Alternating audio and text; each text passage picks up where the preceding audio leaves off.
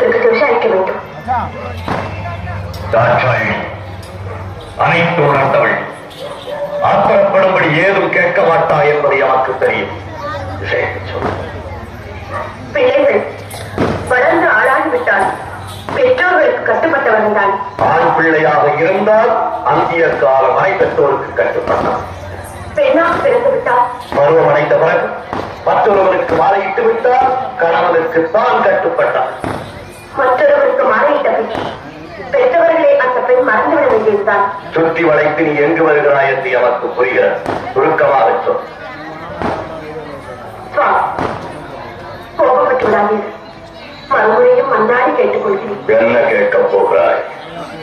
என் தந்தை லட்சம் நடத்தும் யாகத்திற்கு சென்று வர வேண்டும் என்று மனதில் தோன்றுகிறது. உத்தரவு கொடுப்பீர்களா? என்னை அவமானப்படுத்த வேண்டும் என்பதற்காகவே எனக்கு அழைப்பு விடுக்காமல் யாகத்தை தொடங்கி இருக்கிறான் லட்சம். எனக்கு வழக்கமாக சேர வேண்டிய அவன் பாகத்தையும் தான் இருக்கிறான். அப்படிப்பட்ட கொடியவன் நடத்தும் யாகத்திற்கு நீ செல்வதா? உன் தந்தையாக இருப்பதா? அவன் தவறை மறைப்பதா? அதற்கு நான் உத்தரவு தருவதா?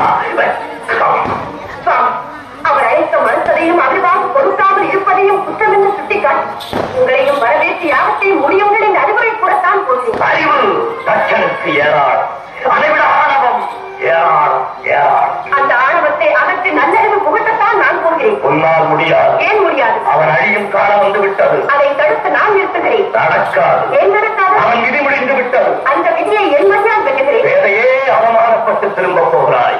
இல்லை, என் தந்தை ஈசனுக்கு விரோதி என்ன என்ற அளவுக்கு அவர் மனதை மாற்றிவிட்டு வெற்றியுடன் திரும்பி வருகிறேன். பெண்ணுக்கு பிறந்த வீடு பார்ப்பதமாக புகுந்த வீடு நிரந்தரமா?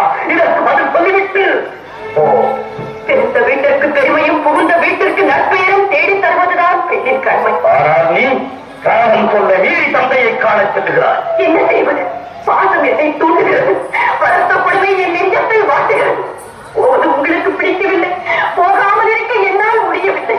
ஐயே, பிறந்த வீட்டிற்கும் புகுந்த இடத்திற்கும் விரோதம் ஏற்பட்ட பிறகு பெண்ணாக பிறந்தவள் இருப்பதை விட இறப்பதே மேல்.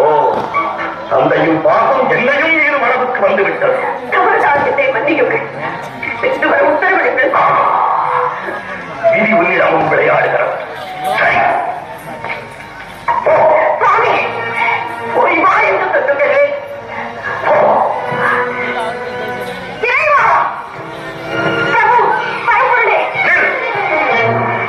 எங்கு வந்தாய்? எதற்காக வந்தாய்? எந்த முகத்தோடு என்னை பார்க்க வந்தாய்? என்னை மன்னித்து விடுங்கள். பின்பற்றி பின்பற்றி என்ற சொல்லுக்கு இலக்கணம் கண்டுவிட்டேன். பாசத்திற்காக கண்டு பலனை அனுபவித்து விட்டேன். போதும் நாள் மட்டும் அனைத்து மருந்து அடியாரை ஏற்றுக் கொள்ளுங்கள். உன்னை இனி நான் ஏற்றுக்கொள்வதா? யார் நீ? நான் யார் என்பதை கூடவா மறந்து விட்டீர்கள்? நினைத்தாலும் நினைவிற்கு வரவில்லை. உங்களையே சதவென்று நம்பி வந்திருக்கும் என்னை சோதித்து விடாதீர்கள். ஏற்றுக்கொள்ளுங்கள். என் சொல்லை மீறி என் வாய்ப்படியை கலந்த போதே என் மனைவி இறந்து விட்டார். என் பார்வை எதை தட்டணி மகள் தாட்சாயணி தான் இப்போது வந்திருக்கிறார். இல்லை, இனி ஒரு முறை என்னை தட்சன் மகள் என்று சொல்லாதீர்கள். அவர் எனக்கு தந்தை அல்ல, நான் அவருக்கு மகளும் அல்ல என்று ஊரறிய சொல்லிவிட்டு அவர் யாகவும் முடியாமல் போகட்டும் என்று தவிர்த்து விட்டு வந்தேன். உற்சாகமாக ஒன்றும் செய்யார்.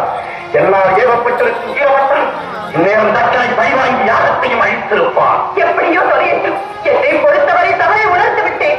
மன்னித்தேன் என்று ஒரு வார்த்தை சொல்லுங்கள். மனதால், வாக்கால், காயத்தால், முக்கால் உனக்கு மன்னிப்பே கிடையாது. போக மாட்டேன். விடிவிட்டாலும் உங்கள் திருவடிகளில் விடுவேன் தவிர இந்த இடத்தை விட்டு ஒரு கணமும் என்னால் பிரிந்திருக்க முடியாது.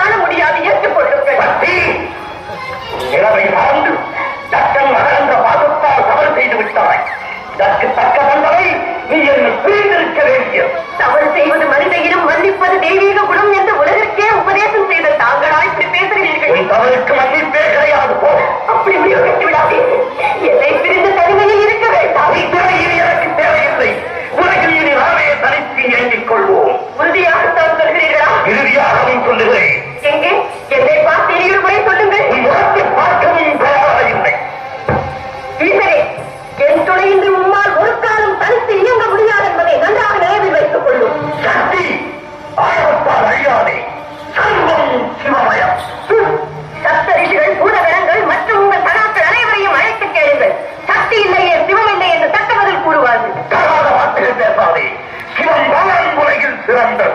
இல்லை, சக்திதான் உலகில் உயர்ந்தவள். சிவம் இல்லையே சக்தி இல்லை. சக்தி இல்லையே சிவம் இல்லை. சிவம்தான் பெரியது. சக்திதான் பெரிது. ஆணுக்கு பெண் அடிமை. அந்த ஆணையும் பெற்றுத் தருவது பெண்மை. நீ இன்றி நான் உண்டு. நான் இன்று நீர் இல்லை. மாயா.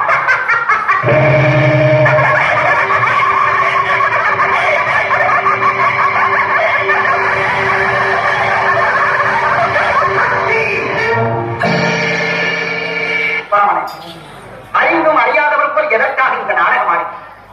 சக்தி இல்லையே சிவம் இல்லை, சிவம் இல்லையே சக்தி. இருவரும் சேர்ந்திருப்பதுதானே உலகம்.